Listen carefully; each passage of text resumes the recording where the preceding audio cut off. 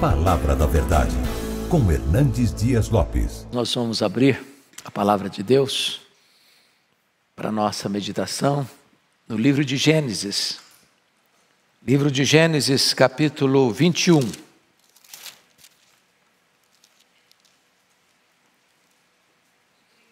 Faremos a leitura até o verso 21, de 1 a 21. Lido o texto, mantenha a sua Bíblia aberta, por favor. Visitou o Senhor a Sara, como lhe dissera, e o Senhor cumpriu o que lhe havia prometido. Sara concebeu e deu à luz um filho, a Abraão, na sua velhice, no tempo determinado de que Deus lhe falara. Ao filho que lhe nasceu, que Sara lhe dera à luz, pôs Abraão o nome de Isaque. Abraão circuncidou a seu filho Isaque quando este era de 8 anos, ou melhor, de 8 dias, segundo Deus lhe havia ordenado. Tinha Abraão 100 anos quando lhe nasceu Isaque, seu filho.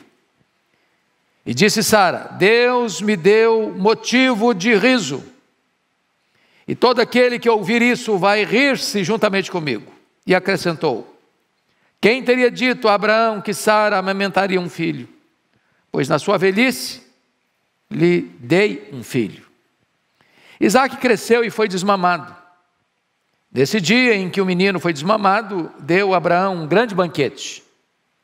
Vendo Sara que o filho de Agar, a egípcia, a qual ela dera à luz a Abraão, caçoava de Isaque, disse a Abraão: rejeita essa escrava e seu filho, porque o filho dessa escrava não será herdeiro com Isaque, meu filho. Pareceu isso muito penoso aos olhos de Abraão por causa de seu filho. Disse, porém, Deus a Abraão: não te pareça isso mal por causa do moço e por causa da tua serva. Atende a Sara em tudo o que ela te disser, porque por Isaque será chamada a tua descendência.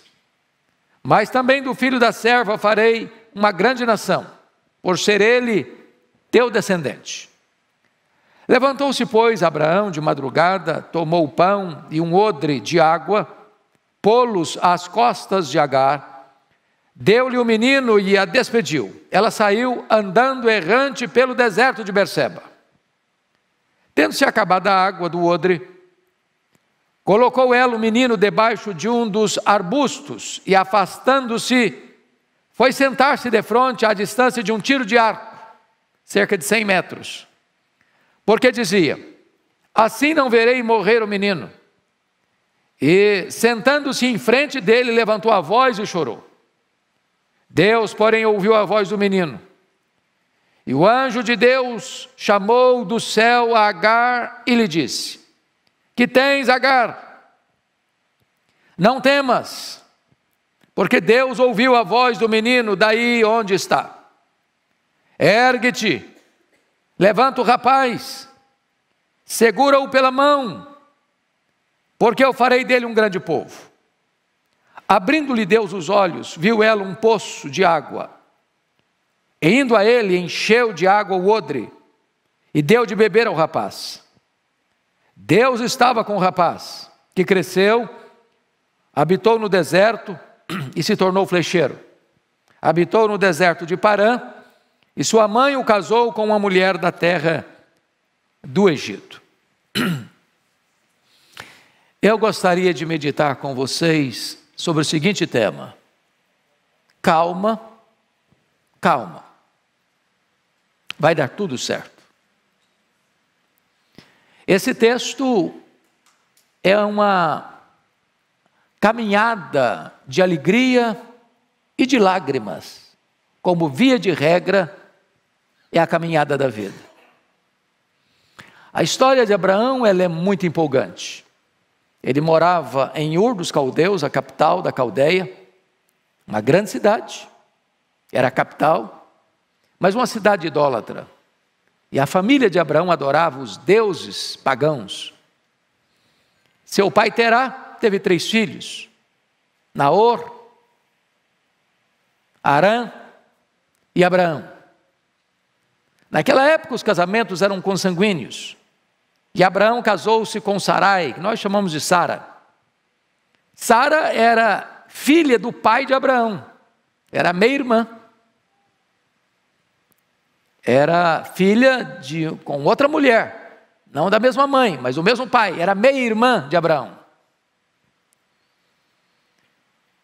E diz a Bíblia que ainda em Harã, ou melhor, ainda em Ur dos Caldeus, o filho Harã morreu, quando o pai ainda era vivo, o pai Terá. E eles saem então de Ur, do sul da Mesopotâmia, e vão morar em Harã, no norte da Mesopotâmia. Então Deus disse para Abraão: sai da tua terra, do meio da tua parentela, e vai para uma terra que eu te mostrarei. Abraão tinha nesse tempo 75 anos de idade. Sarai tinha 65 anos de idade. E eu não sei o que você pensaria dessa ideia de sair para um lugar que você não sabe onde é. E a Bíblia informa que Sarai era estéril. Mas logo na saída Deus havia prometido: olha, eu vou fazer de você uma grande nação. Através de você eu vou abençoar todas as famílias da terra.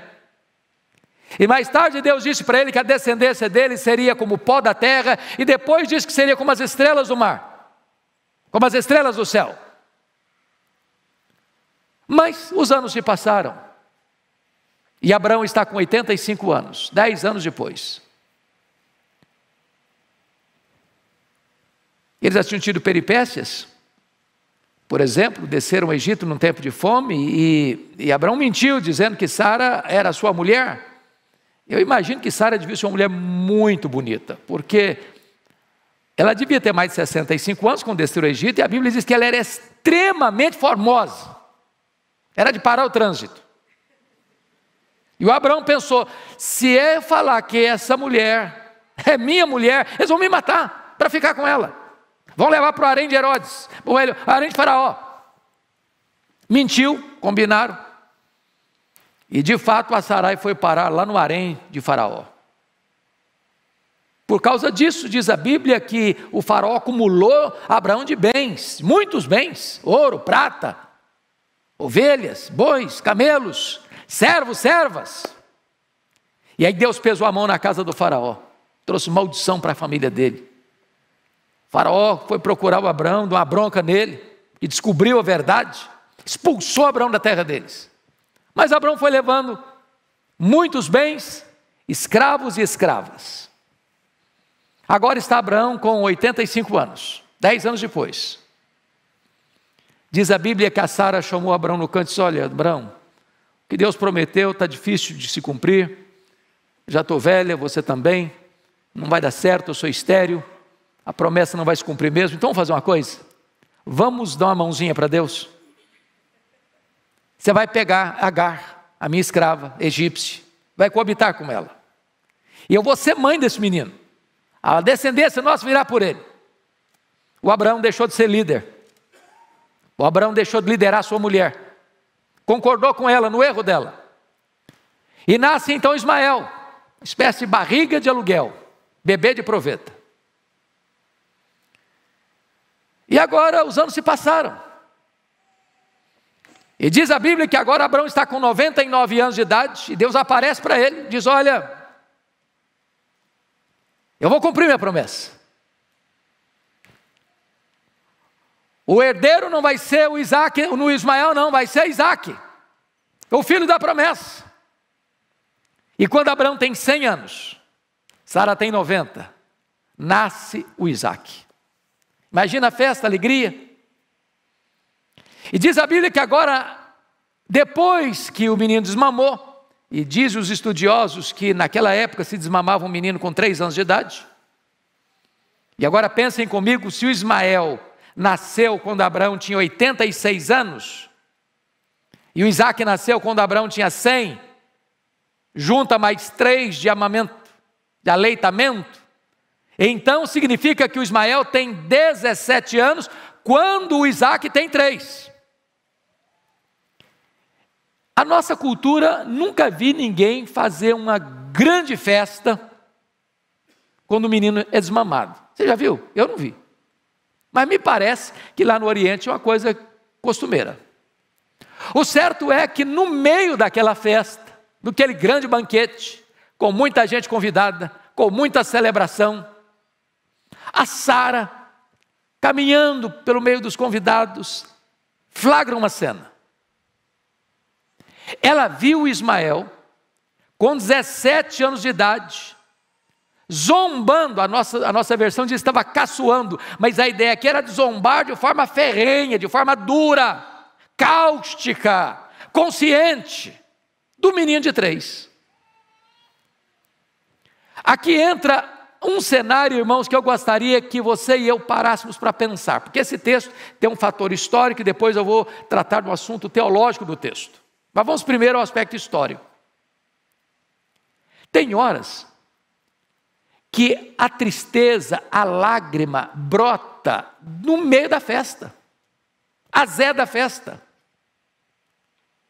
Você planejou um momento de celebração e de repente um fato acontece, estraga tudo, azeda tudo. O Abraão que tira tempo na sua agenda sacrossanta para celebrar o comum, agora enfrenta um drama. A Sara fica tão irritada, ela fica tão nervosa, ela perde tanto equilíbrio, que ela chega para Abraão e diz assim: rejeita essa escrava, porque o filho dessa escrava não será herdeiro com meu filho Isaque. E aqui eu chamo a sua atenção para alguns pontos muito importantes nessa passagem.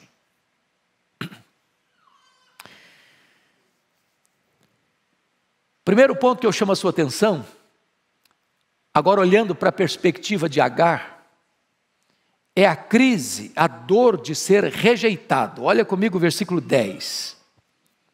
Rejeita essa escrava e seu filho, porque o filho dessa escrava não será herdeiro com Isaque, meu filho. E eu chamo a sua atenção para as 3 palavras. A primeira palavra é rejeita, porque talvez não tenha um sentimento humano mais doloroso do que o sentimento da rejeição, porque só é rejeitado quem um dia foi prezado, só é jogado fora quem um dia valeu para alguma coisa. Só é considerado inútil e descartável quem um dia foi útil e importante. E quantas pessoas machucadas na vida, porque foi rejeitado pelo namorado, pela namorada, pelo noivo, pela noiva, pelo marido, pela esposa, pelo amigo, pelo irmão.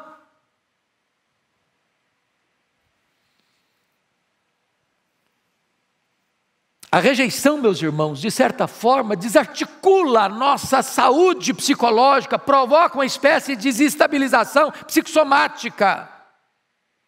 A rejeição parece que joga o ser humano no fundo da desvalorização, introjeta esse sentimento de monturo no ser humano. Rejeita. Mas chama atenção para a segunda palavrinha do texto.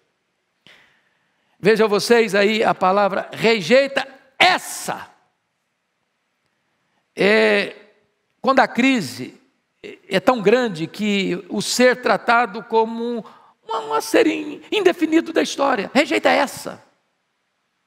Agora Agar não tem nome, agora Agar não tem valor, agora Agar não tem identidade, agora Agar não é uma pessoa, é uma coisa, é um objeto. Descartável, rejeita essa escrava. E note mais, a Sara diz assim: rejeita essa escrava e rejeita também o seu filho.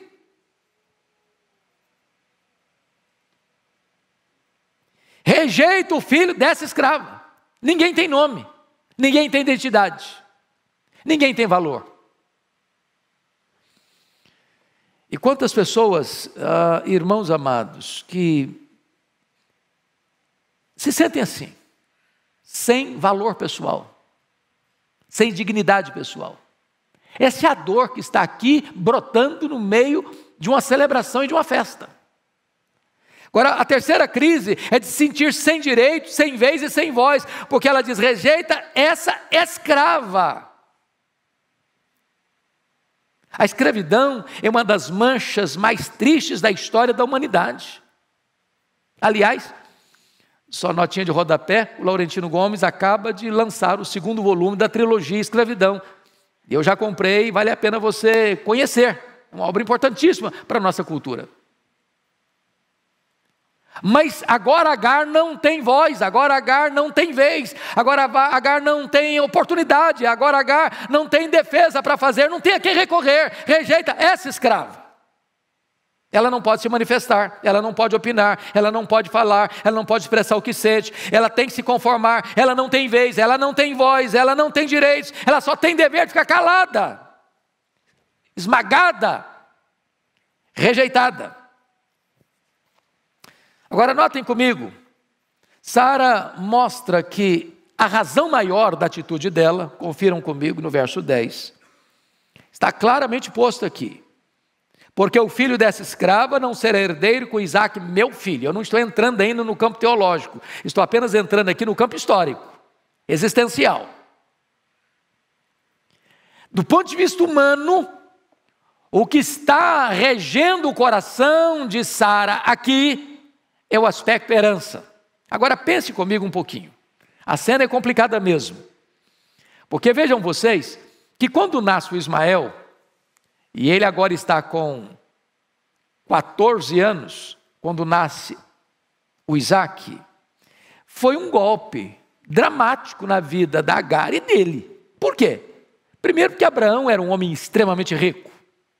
Segundo, porque ele seria o único herdeiro daquela fortuna toda. Ainda mais, ele seria o líder daquele grande clã. E finalmente, imaginava ele, seria ele o herdeiro de todo aquele legado espiritual de Abraão. E agora, quando o menino nasce, de certa forma, é uma frustração a todo esse projeto, a toda essa expectativa, a toda essa esperança. Agora pense comigo se tem acontecido hoje conflitos, tensões e brigas dentro das famílias por causa de herança. Se esse ainda é um motivo de briga nas famílias. Se é um ponto de tensão nas famílias. Agora, vamos avançar um pouco mais e ver que a crise, ela vai se estabelecendo por se sentir, de certa forma, sem rumo na caminhada da vida. Porque olha comigo agora, por gentileza, o versículo 14 do nosso texto. Então, olha aí, versículo 14. Levantou-se, pois, Abraão de madrugada, tomou o pão e um odre de água e pô-los às costas de Agar, deu-lhe o menino e a despediu. Ela saiu andando errante pelo deserto de Berseba.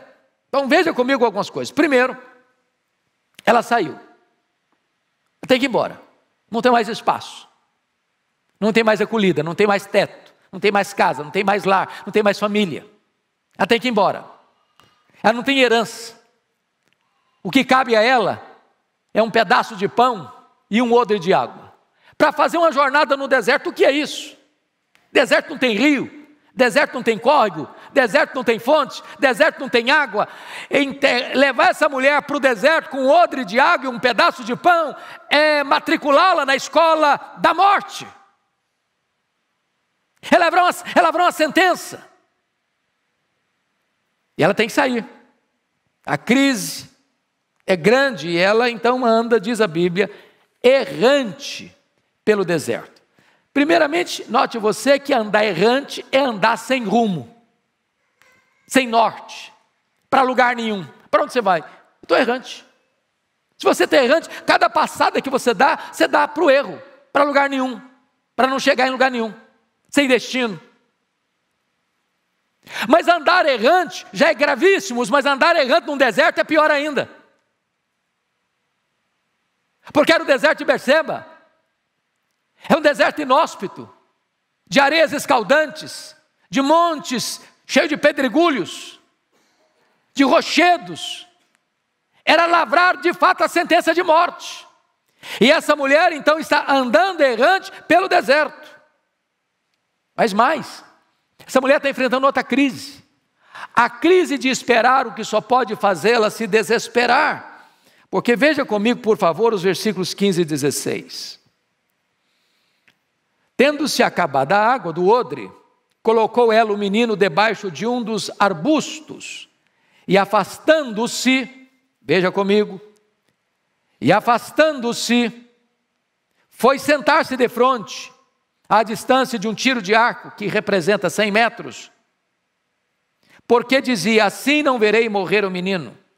E sentando-se em frente dele, levantou a voz e chorou. Meus irmãos, vamos pensar aqui algumas coisas. Primeiramente, o esgotamento de recursos humanos diante da necessidade imediata da permanência da vida. Porque quando você caminha por um deserto, a mais importante provisão que você precisa ter é o quê? Água. Eu fico imaginando, porque o odre muitas vezes era feito de couro, e às vezes o couro amolecia um pouco, ela espremendo aquele pedaço de couro do odre para sair a última gota, talvez para umedecer os lábios do menino, os pés já inchados, o calor escaldante, o sol implacável, as areias esbraseantes, um lugar que não tem direção, ela está errante, ela está caminhando sem rumo, sem direção, e de repente acaba a última gota d'água, é a sentença de morte. Então diz a Escritura, que ela bota o menino debaixo de um arbusto, se afasta 100 metros, e aquele local é a CTI, onde o filho dela vai dar os últimos suspiros e morrer. É o cenário final, é a crise fatal, é o desespero pleno. Ela perdeu tudo, ela perdeu o lar, ela perdeu o abrigo, ela perdeu o nome, ela perdeu o direito, ela perdeu a liberdade, ela perdeu o pão, ela perdeu a água, ela perdeu o teto, ela perdeu o sentido da vida, ela agora vai perder o filho. Você pode imaginar uma crise maior que essa? Mas veja comigo o verso 17. Agar experimenta a crise de esperar, o que faz desesperar, porque ela não consegue enxergar naquela situação a presença de Deus. Veja o 17 comigo. Deus, porém, ouviu a voz do menino, e o anjo de Deus chamou do céu Agar e lhe disse: que tens, Agar? Não temas, porque Deus ouviu a voz do menino daí onde está. Então, chama a sua atenção para esse ponto, meu amado irmão. Ela chora, mas ela não ora. Chorar sem orar é o último degrau do desespero. Tem hora que nós estamos encurralados de tal maneira por uma crise que a única coisa que conseguimos fazer é chorar. Não esperamos mais nada. Não temos expectativas de mais nada. Não acreditamos que a situação vai ser revertida mais. Jogamos a toalha, desistimos, só choramos. Só entregamos os pontos. Eu fico olhando, por exemplo, o cenário de Pedro, naquela prisão de segurança máxima de Faraó. Ele estava lá, aguardando apenas terminar a festa para ser assassinado pelo cruel Herodes Agripa I. Mas diz a Bíblia que havia oração incessante a Deus em favor dele. Tem gente que desiste. Se você pega, por exemplo, a história do Eli, quando Deus falou para o Samuel, e o Eli falou: o que Deus falou para você, Samuel? Olha, a sua casa vai ser dizimada, vai ser destruída. Ele cruzou os braços, é isso mesmo. Aceitou passivamente a decretação da derrota. Eu esperava de Eli uma outra atitude. Meu Deus, me dá uma chance final, me ajude, Senhor, eu não quero perder os meus filhos, eu não quero ver meus filhos morrendo. Meu Deus, me dá uma nova oportunidade. Ele se rendeu, ele se capitulou. A mesma situação do rei Ezequias, quando o profeta Isaías disse para ele: olha, rei Ezequias, o seu coração se exaltou diante de Deus, então escuta isso aí, a Babilônia virá, e a Babilônia vai saquear tudo, e a Babilônia vai fazer os seus filhos cativos, e a Babilônia vai castrar os seus filhos, eles vão ser eunucos. E o Ezequias diz: boa esta palavra que tu disseste. Boa como? Boa como? Tem gente que se conforma, tem gente que aceita, sem orar, sem insistir, sem clamar aos céus. A Agar estava nessa situação, apenas chorando, esperando a morte do seu filho. Mas vejam vocês, amados, que a crise como um projeto libertador de Deus na vida desse menino. Porque a primeira coisa que me impressiona é que Agar é expulsa da casa de Abraão sem ter seu nome citado. Rejeita esse escravo. O que é o nome de um ser humano? É a sua identidade. Agora, o que Deus faz? E notem vocês que não é um anjo. Preste atenção aí no verso 17, é o anjo. E quando você encontrar no Antigo Testamento essa expressão, o anjo, é uma expressão da segunda pessoa da Trindade, é uma teofania. Então, se para Agar ela não tem nome na terra, para Deus ela tem nome. Se ela não tem valor para uma família, para Deus ela tem valor. Se esse menino que está na CTI, nos últimos momentos de vida, já sucumbindo pela sede avassaladora, para Deus esse menino tem valor. O que representa isso para nós, irmãos? Talvez você que está me assistindo aqui, ou talvez você que está me assistindo aí pela internet, está vivendo um momento tão difícil, tão doloroso, tão amargo, que você diz, meu Deus, agora não tem mais jeito, agora eu estou no funil da história, agora eu estou no fundo do poço, agora eu estou no fim da linha, para mim não tem mais esperança, para minha família não tem mais jeito, para o meu casamento não tem mais jeito. Eu quero dizer para você que Deus conhece o seu nome, que Deus sabe onde você está, que Deus é poderoso para virar o jogo, que Deus é poderoso para virar a mesa, que Deus é poderoso para restaurar a sua sorte. Agora notem mais, amados. Vejam vocês comigo, por gentileza, que algumas coisas começam a acontecer. Primeiramente, Deus afasta de nós, na hora das nossas crises mais agudas, esse sentimento de monturo, de desprezo, de rejeição. Eu tenho certeza que no ministério de aconselhamento desta igreja, quantas pessoas já devem ter chegado ali com esses dramas? Pessoas que tiveram a rejeição no ventre, pessoas que foram rejeitadas ao nascer, pessoas que se sentem rejeitadas ainda hoje, depois de adultas. Pessoas que carregam feridas emocionais que nunca foram convenientemente tratadas, terapeutizadas. E hoje eu quero dizer a você, meu amado, que Deus está dizendo para você aqui, que você não é esse, você não é essa, você é alguém, você tem nome, você tem identidade, você tem valor, Deus se importa com você. Mas notem mais, notem mais. Este Deus faz uma pergunta para ela: que tens, Agar? Que tens, Agar? E eu gosto dessa expressão, porque o Senhor não está precisando ser informado. Quem está perguntando sabe que tem, o que está acontecendo com ela. O Senhor está querendo que ela tenha liberdade de falar. Porque a pior escravidão, irmãos, é a escravidão de não poder se expressar, de não ter liberdade de expressão, de você não falar o que sente, de você não poder abrir o coração, de você não poder destrancar os cadeados da alma, de você dizer, está doendo, ou você dizer, está doendo e ninguém se importa. O Senhor Deus está fazendo uma espécie de terapia divina com ela. Dizer, abra a boca, minha filha, destranque a alma, despeja o que está aí dentro, pode falar, eu estou aqui, eu vou ouvir você, eu me importo com você, eu sei quem é você, eu sei onde você está, eu sei o que você está vivendo. Abre o coração, joga para fora, mostra o que você está sentindo. Que tens, minha filha?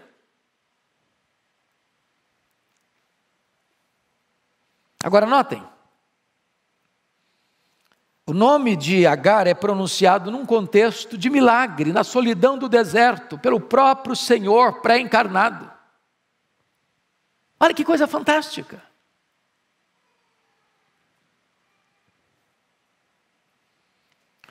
Agora veja você comigo, por favor, o verso 17, 18, quando Deus diz para ela assim: não tenhas medo, não temas, porque Deus ouviu a voz do menino daí onde está. Eu não sei qual foi a voz do menino. A Bíblia não diz se o menino falou, se o menino gemeu, se o menino gritou. Se a voz do menino era articulada ou inarticulada. Ô irmãos, Deus escuta até gemido, Deus escuta até silêncio. Deus escuta. E eu queria hoje, com toda a intensidade da minha alma, dizer que, mais do que nunca, Deus está escutando a voz dos meninos deste país. Eu não sei se você está vendo o que está acontecendo no Brasil, e isso não traz indignação à sua alma, repulsa o seu coração. Eu não sei se você se conforma diante do silêncio das autoridades constituídas, onde as crianças brasileiras estão sendo usadas para comércio e para fazer propaganda de ideologia de gênero, usando as nossas crianças para perverter princípios e valores da família. Onde está o ECA? Onde está o cuidado com criança e adolescente nessa pátria? Onde são as autoridades que olham isso passivamente, ou aplaudem isso? Crianças sendo usadas para aquilo que vai desconstruir princípios e valores, induzindo crianças a práticas sexuais precoces e pervertidas. E podem ter certeza, meus irmãos, Deus não fica passivo lá nos céus diante de um abuso como este. Deus ouviu a voz do menino. Agora notem, Deus dá uma palavra para a mãe, Deus dá uma palavra para Agar. E notem comigo o verso 18, que Deus tem 3 afirmações para dizer para ela. Primeiro, ergue-te, ergue-te, toma posição, mulher, não entregue o seu filho, não abandone o seu filho, não desista do seu filho, não entregue o seu filho à morte, levanta, posição de firmeza, de combate, ergue-te. Tem muitos filhos, irmãos, que estão caminhando para a morte, porque os pais não se posicionam, porque os pais não tomam medida, porque os pais estão vendo e não fazem nada.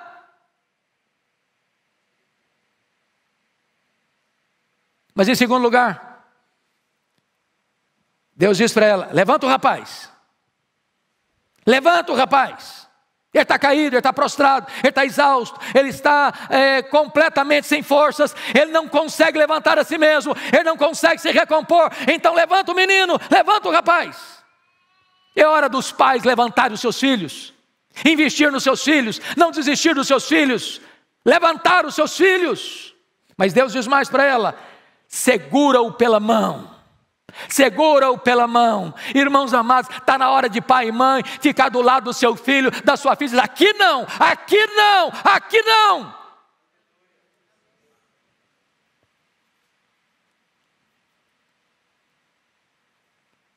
A igreja não pode se omitir, a igreja não pode se acovardar, a igreja não pode se silenciar. É hora de segurar os filhos pela mão, dizer, aqui é meu filho, eu vou cuidar dele, aqui o Estado não vai interferir, aqui a ideologia não vai interferir, aqui a palavra de Deus vai prevalecer.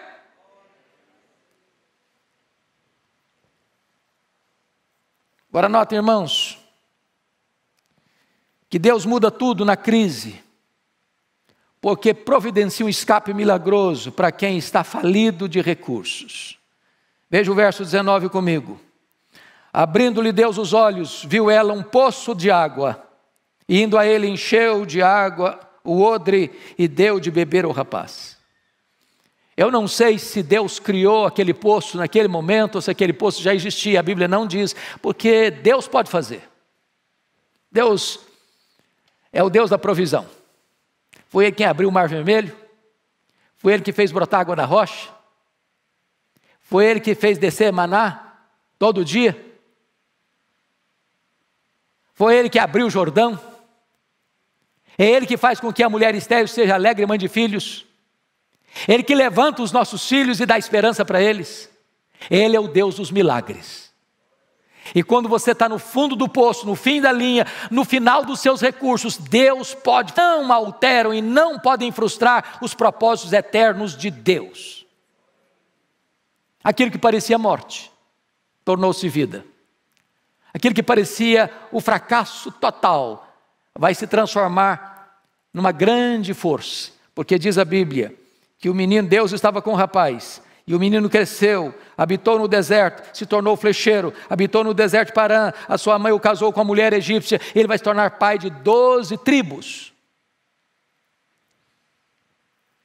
Então eu quero concluir o aspecto histórico para fechar com o aspecto teológico, dizendo o seguinte: a crise está grande, você está com medo da situação, o cenário é cinzento, você vê sinais de desespero, até de desesperança e até de morte, rondando a sua vida. Entenda uma coisa, Deus está no controle. Calma. Calma. Deus já escreveu o seu último capítulo, você não sabe, mas Ele já escreveu, Ele sabe que está lá no fim. Ele está no controle. As promessas deles não caem por terra. Ele pode reverter o quadro mais sombrio da sua vida. Mas sabe o que é curioso? E eu quero concluir aqui, porque é o aspecto teológico desse texto. É o versículo 12 e 13. Do ponto de vista humano, irmãos, a atitude de Agar, a atitude de Sara com Agar, é uma atitude reprovável. Desumana até. Porém, os erros humanos não frustram os projetos de Deus. Olha o que Deus disse para o próprio Abraão nos versos 12 e 13. Porque o verso 11 diz que pareceu isso muito penoso aos olhos de Abraão por causa de seu filho. Eu imagino. Você já pensou o que é abrir mão num menino de 17 anos? É filho. Filho é filho. Você ama, é sangue. Você não descarta. Mas aí Deus chega para Abraão no verso 12 e diz assim: não te pareça isso mal por causa do moço e por causa da tua serva. Atende a Sara em tudo o que ela te disser, porque por Isaque será chamada a tua descendência. Aí agora vamos entrar no aspecto teológico. O que Sara estava fazendo, na verdade, é uma espécie de profecia. Na verdade, o Ismael não deveria ficar mesmo com Isaque. Eram dois povos. Eram nações distintas. Eram crenças distintas. Eram valores distintos. Essas duas mulheres representavam alegoricamente as duas alianças. Esses dois filhos representavam os escravos e os livres. E Paulo vai usar essa passagem, e eu chamo a sua atenção para isso. Por favor, olhe comigo em Gálatas capítulo 4, e a gente encerra aqui. Gálatas capítulo 4, onde Paulo vai dar a interpretação teológica dessa passagem. E vale apenas ler com atenção o significado, Gálatas 4, a partir do verso 21 até o 31. Eu vou pedir que você se levante, com a Bíblia na mão, e você vai ler comigo pausadamente, audivelmente, esse texto. Então vamos lá. 21. Dizei-me vós, os que quereis estar sob a lei, acaso não ouvis a lei? Pois está escrito que Abraão teve 2 filhos, um da mulher escrava e outro da livre. Mas o da escrava nasceu segundo a carne, o da livre, mediante a promessa. Estas coisas são alegóricas, porque estas mulheres são 2 alianças. Uma, na verdade, se refere ao Monte Sinai, que gera para a escravidão. Esta é Agar. Ora, Agar é o Monte Sinai, na Arábia, e corresponde a Jerusalém atual, que está em escravidão com seus filhos. Mas a Jerusalém lá de cima é livre, a qual é nossa mãe. Porque está escrito: alegra-te, ó estéril, que não dás à luz. Exulta e clama, tu que não estás de parto, porque são mais numerosos os filhos da abandonada que os da que tem marido.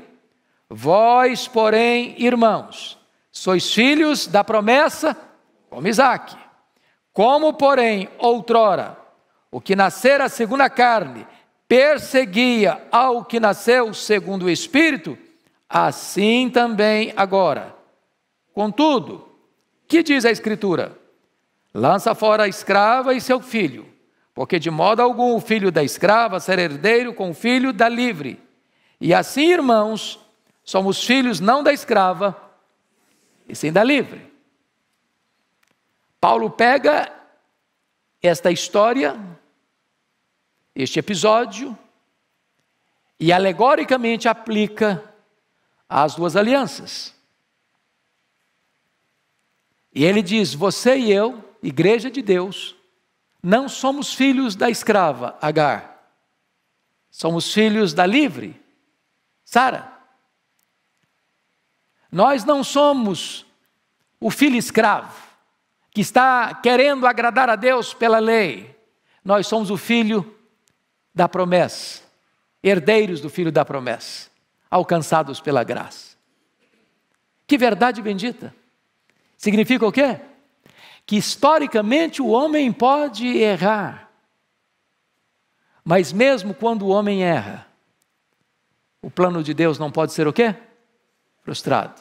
Então calma, calma, vai dar tudo certo. Deus continua no controle, Ele é Deus, e ninguém pode frustrar os seus desígnios. Que Deus nos ajude. Amém.